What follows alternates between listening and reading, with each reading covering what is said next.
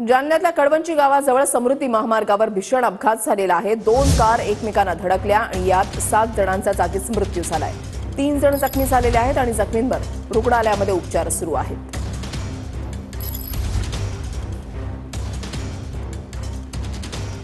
संजय सरोदे आमचे प्रतिनिधी आमच्या सोबत आहेत। अधिक माहिती त्यांच्याकडून जाणून घेणार आहोत। संजय, सध्याचे अपडेट्स।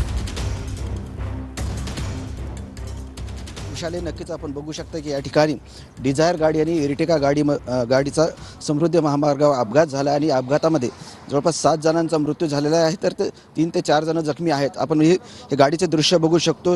ही इरिटिका गाडी नागपूरकडून मुंबईकडे जात होती, तर डिझायर गाडी यापुढे 4 किलोमीटर पंप आहे त्या ठिकाणी डिझेल भरून रॉंग साईड येत होती आणि दोन्ही गाड्या मोठ्या स्पीडमध्ये होत्या आणि स्पीडमध्ये असल्यामुळे दोन्ही गाड्यांचा भीषण अपघात झाला आणि अपघातात जवळपास 7 जणांचा मृत्यू झालेला आहे आणि समृद्धी महामार्ग कुठेतरी धोकादायक आता होत चाललेला या ठिकाणी आपण बघू शकतो।